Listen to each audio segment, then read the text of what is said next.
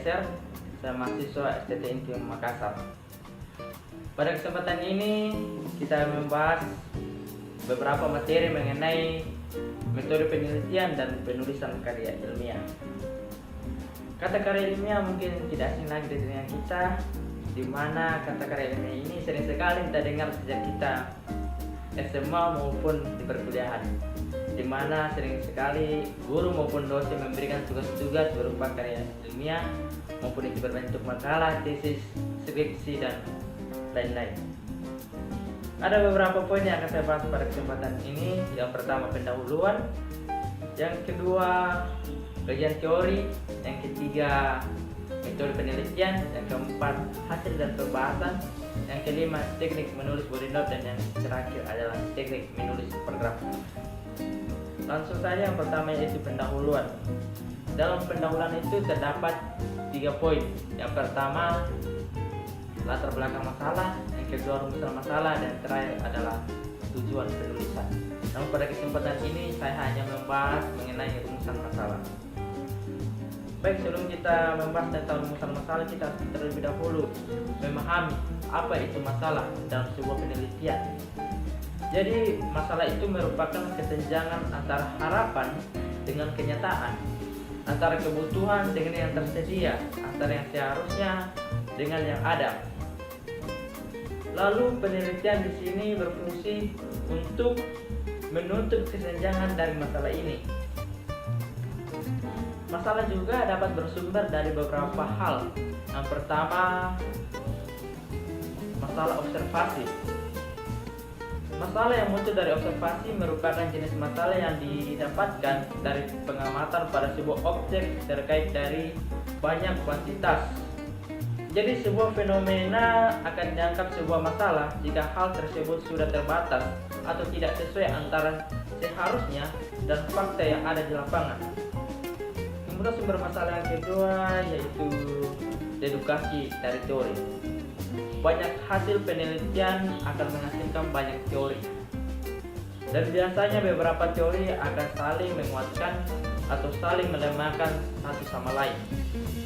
Kebenaran dari teori ini tidak hanya benar terhadap rasio, tetapi juga harus dibuktikan secara empiris atau pada praktik di lapangan. Kemudian sumber yang ketiga yaitu kepustakaan. Hasil kepustakaan mungkin memberikan rekomendasi perlunya dilakukan penelitian ulang atau yang biasa disebut replikasi, baik tanpa variasi. Replikasi dapat meningkatkan fasilitas hasil penelitian dan kemampuan untuk digeneralisasi lebih luas. Laporan penelitian sering juga menyampaikan rekomendasi kepada peneliti lain antara apa yang perlu diteliti lebih lanjut. Hal ini juga menjadi sumber untuk menentukan masalah yang perlu diangkat untuk diteliti.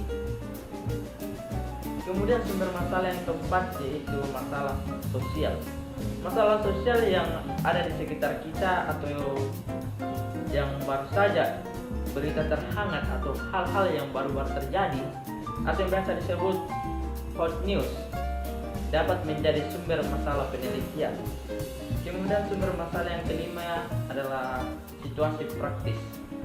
Situasi praktis yang dimaksudkan adalah masalah yang muncul setelah sebuah program akan dilaksanakan atau yang sedang dalam proses pelaksanaan atau setelah selesai dilaksanakan.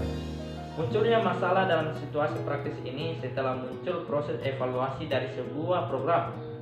Hasil dari penelitian dan evaluasi ini selanjutnya akan dijadikan landasan dan membuat keputusan tentang program yang dimaksud. Kemudian sumber masalah yang terakhir yaitu pengalaman pribadi. Pengalaman pribadi dapat menimbulkan masalah yang memerlukan jawaban empiris atau mendapat pemahaman yang lebih mendalam. Itulah pengertian masalah dalam sebuah penelitian dan sumber-sumbernya. Kemudian pengertian rumusan masalah. Jadi rumusan masalah merupakan tulisan singkat berupa pertanyaan yang biasanya terletak di awal laporan atau proposal dan biasanya terletak setelah latar belakang yang dijelaskan dalam laporan tersebut. Rumusan masalah digunakan untuk memberikan penjelasan terkait masalah atau isu yang sedang akan dikaji dalam suatu penelitian. Rumusan masalah ini akan menjadi penentu mengenai apa bahasan yang akan kemudian dilakukan di dalam penelitian tersebut. Pertanyaan-pertanyaan yang diajukan di dalam rumusan masalah setelah itu akan dijawab di dalam proses penelitian, serta secara statistis tidak dalam laporan penelitian. Kemudian ada beberapa jenis-jenis masalah. Yang pertama, rumusan masalah deskriptif. Ialah rumusan masalah yang dikaitkan atau berkaitan dengan pertanyaan pada keberadaan sebuah variabel atau lebih dan tak membuat perbandingan antara variabel satu dengan variabel lainnya. Kemudian jenis masalah yang kedua yaitu rumusan masalah komparatif. Ialah rumusan masalah dalam penelitian yang membandingkan suatu variabel atau lebih dengan variabel lainnya. Kemudian jenis rumusan masalah yang terakhir yaitu rumusan masalah asosiatif. Ialah rumusan masalah dalam penelitian yang sifatnya menanyakan hubungan antara dua variabel atau lebih. Kemudian apa sih fungsi dari rumusan masalah ini? Jadi fungsi rumusan masalah yaitu sebagai titik sentral atau sebuah pedoman pada sebuah penelitian. Kemudian rumusan masalah dapat memberikan sebuah solusi. Yang ketiga, rumusan masalah dapat membuka pikiran kita terhadap suatu masalah. Dan yang terakhir adalah sebagai pendorong dalam kegiatan penelitian. Kemudian kita lanjut ke poin materi yang kedua yaitu kajian teori. Teori adalah seperangkat struktur, konsep, definisi, dan komposisi yang berfungsi untuk melihat fenomena secara sistematis melalui spesifik hubungan antar variabel sehingga dapat berguna untuk menjelaskan dan meramalkan fenomena. Kegunaan teori ini adalah untuk memperjelas masalah yang diteliti sebagai dasar untuk merumuskan hipotesis sebagai referensi untuk menyusun instrumen penelitian, memperjelas dan mempertajam ruang lingkup atau konstruk variabel yang diteliti. Yang terakhir adalah untuk membahas hasil penelitian sehingga selanjutnya digunakan untuk memberikan saran dalam upaya pemecahan suatu masalah. Kemudian pengertian dari kajian teori ini adalah kajian teori dimaknai berupa ringkasan atau rangkuman dari teori yang ditemukan dari sumber bacaan, literatur yang ada kaitannya dengan tema yang akan diangkat dalam penelitian. Kajian teori ini dimaksudkan dalam rangka menelaah konsep-konsep atau variabel yang akan diteliti untuk memberikan jawaban teoretik terhadap permasalahan penelitian yang telah dirumuskan. Jadi bagaimana langkah-langkah untuk menyusun kajian teori ini atau mendeskripsikan suatu teori? Jadi langkah-langkah untuk menyusun kajian teori atau mendeskripsikan teori yaitu yang pertama, tetapkan nama variabel yang diteliti dan jumlah variabelnya. Yang kedua, cari sumber-sumber bacaan yang sebanyak-banyaknya dan yang relevan dengan setiap variabel yang diteliti. Kemudian yang ketiga, lihat daftar isi setiap buku dan pilih topik yang relevan dengan setiap variabel yang akan diteliti. Yang keempat, cari definisi setiap variabel yang akan diteliti pada setiap sumber bacaan. Kemudian membandingkan antara satu sumber dengan sumber lainnya dan pilih definisi yang sesuai dengan penelitian yang dilakukan. Yang kelima, baca seluruh topik buku yang sesuai dengan variabel yang akan diteliti. Lakukan analisa, renungkan dan buat suatu rumusan dengan bahasa sendiri tentang isi setiap sumber data yang telah dibaca. Yang keenam, deskripsikan teori-teori yang telah dibaca dari sumber-sumber bacaan ke dalam bentuk tulisan dan bahasa sendiri. Jadi itulah penjelasan dari saya mengenai kajian teori. Kemudian kita lanjut ke poin materi yang ketiga, yaitu metode penelitian. Metode penelitian adalah langkah yang dimiliki dan dilakukan oleh peneliti dalam rangka untuk mengumpulkan informasi atau data serta melakukan investigasi pada data yang telah didapatkan tersebut. Metode penelitian memberikan gambaran rancangan penelitian yang meliputi prosedur dan langkah-langkah yang harus ditempuh, waktu penelitian, sumber penelitian, dan dengan langkah apa data-data tersebut diperoleh dan selanjutnya diolah dan dianalisis. Penelitian sendiri berasal dari bahasa Inggris, yaitu research. Dari dua kata yaitu re dan search, pengertian leksikal re yang berarti kembali dan search yang berarti mencari. Dengan demikian secara harfiah dapat diartikan pencarian kembali. Sedangkan metode yaitu prosedur atau tata cara guna mengatur suatu hal dengan langkah-langkah yang sistematis. Sedangkan metode dalam sebuah riset merupakan cara atau proses yang dipilih oleh peneliti secara spesifik sebagai bentuk penyelesaian perihal masalah yang dilanjutkan dalam riset. Pengertian dari metodologi penelitian yaitu ilmu yang mengajarkan atau menjelaskan tentang bagaimana seharusnya penelitian tersebut dilaksanakan. Metode penelitian biasanya didasarkan syarat atau ciri-ciri ilmiah. Syarat-syarat dan ciri-ciri ilmiah yang biasa digunakan dalam metode penelitian yaitu yang pertama, rasio. Artinya penelitian ini dilakukan dengan cara yang masuk akal, terjangkau dengan penalaran manusia. Kemudian yang kedua adalah empiris. Artinya cara yang dilakukan dapat diamati oleh indera manusia atau biasa disebut pengalaman. Kemudian yang ketiga yaitu sistematis. Artinya proses penelitian itu dilakukan dengan langkah-langkah tertentu dan logis. Kemudian kita bertanya, apa sih tujuan dari metode penelitian ini? Apa sih tujuannya secara umum? Jadi tujuan penelitian secara umum yaitu untuk memperoleh pengetahuan dan penemuan baru.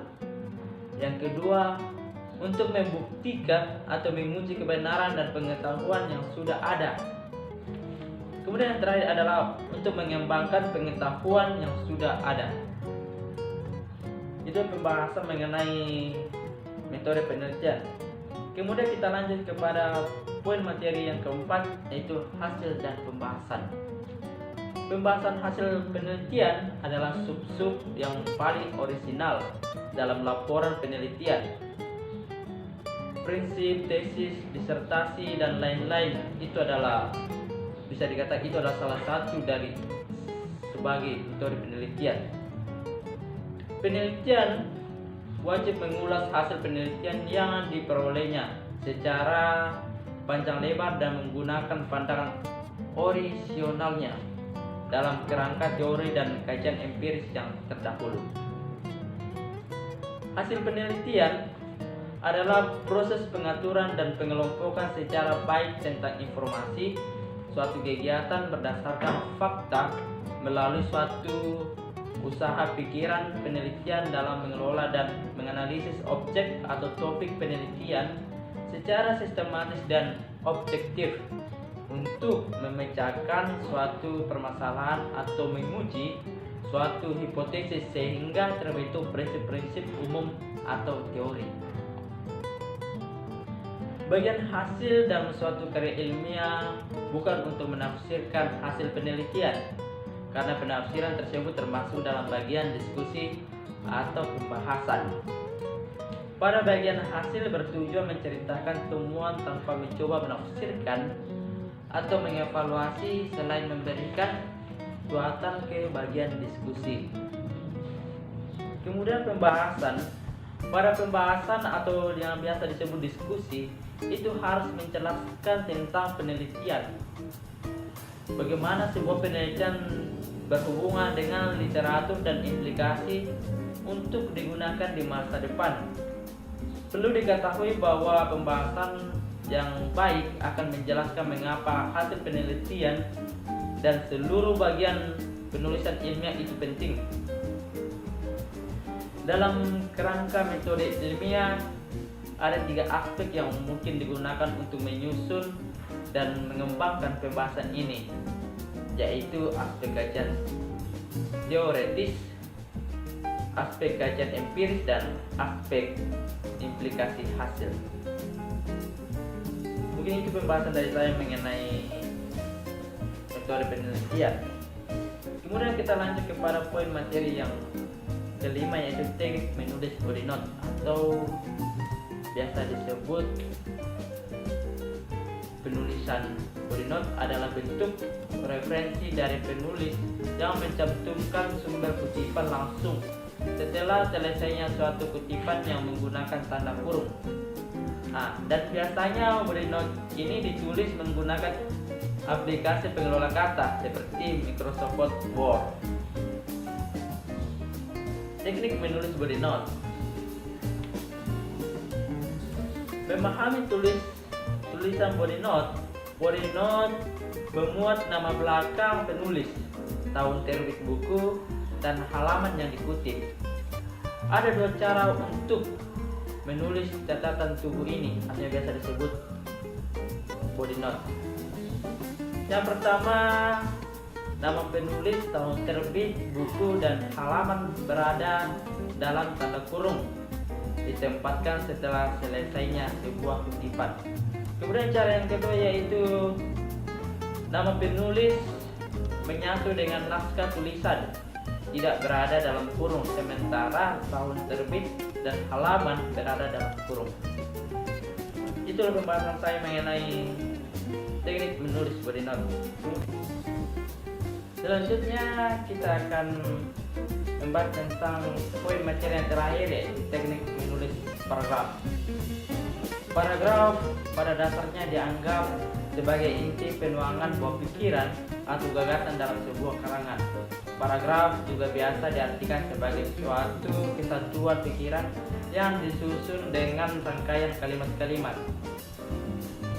Ada sebuah unit gagasan yang digunakan untuk mendukung serangkaian kalimat pembentuk paragraf tersebut. Pada paragraf untuk teknik penulis akan terdapat kalimat utama, kalimat penjelas, hingga kalimat penutup yang saling melengkapi. Ada beberapa hal yang harus dipenuhi dalam menyusun sebuah paragraf. Yang pertama, koherensi. Paragraf harus memenuhi syarat koherensi. Maksudnya dalam sebuah paragraf harus ada kesatuan atau kepaduan isi. Dengan kata lain, paragraf harus memiliki ide pokok yang dijelaskan dengan kalimat-kalimat penjelas yang pokok. Selain itu, paragraf juga harus memiliki kelogisan dalam hal urutan peristiwa, waktu atau tempat, dan proses. Yang kedua, kohesi. Jadi di sini kohesi dapat berarti memiliki hubungan erat atau punya perpaduan yang kokoh. Dalam paragraf sudah seharusnya hubungan antar kalimat benar-benar erat dan padu. Hal ini bisa dipenuhi dengan menggunakan konjungsi, prononima, sepetisi, sinonim, hiponim, paralelisme, dan elipsasi. Tujuan penggunaannya adalah memadukan seluruh kalimat dalam suatu paragraf agar tidak berdiri sendiri. Penjelasan masing-masing jenis kata atau kelompok kata yang termasuk kohesi adalah sebagai berikut. Yang pertama, konjungsi. Konjungsi atau penghubung biasanya digunakan untuk menghubungkan kalimat, baik menambahkan keterangan, perbandingan, sebab akibat, tujuan, atau menyatakan pertentangan. Yang kedua, pronomina atau kata ganti. Kata ganti yang biasa dipakai adalah kata ganti orang, termasuk kata ganti orang antara aku, saya, kita, kami, engkau, kamu, dia, ia, beliau. Mereka pun termasuk dalam kata ganti ini.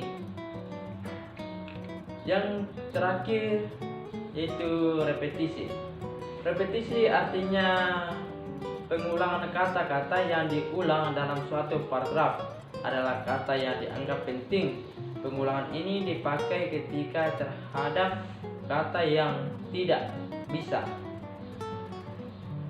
diganti dengan pronomina. Berikut sinonim. Sinonim atau persamaan kata biasa digunakan untuk merangkai kalimat. Kesamaan kata atau kelompok kata yang bisa digunakan dalam tiap-tiap kalimat di satu paragraf. Sinonim kemudian bisa digunakan sebagai kata ganti sehingga tidak selalu terdapat kata-kata yang sama antara makna dalam suatu paragraf. Kemudian berikut hiponim. Hiponim memiliki arti hubungan makna umum dan khusus atau makna kelas dalam subkelas. Sebagai contoh, dalam suatu paragraf digunakan kata buah-buahan. Dalam kalimat utama, dalam kalimat penjelas dapat digunakan kata-kata yang lebih khusus. Dari kata tersebut pada kalimat penjelas bisa dipakai kata-kata seperti jeruk, apel, dan sebagainya. Intinya ada kata-kata yang menerangkan hal umum pada kalimat utama dan hal khusus pada kalimat penjelas. Kemudian yang terakhir itu paralelisme.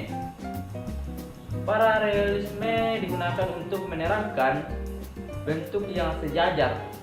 Sebagai contoh, dalam sebuah kalimat utama terdapat kata raja yang berarti pemerintah tertinggi suatu negara. Kemudian pada kalimat penjelas biasa digunakan kata presiden, direktur, atau kata apapun yang memiliki makna sejajar. Mungkin itu yang saya dapat bahas pada kesempatan ini. Semoga apa yang saya bahas ini dapat bermanfaat bagi teman-teman dan bagi juga yang sedang dalam dunia pendidikan atau sedang menempuh pendidikan dalam perkuliahan maupun SMA. Semoga apa yang saya sampaikan ini bermanfaat bagi teman-teman. Sekian dari saya, terima kasih.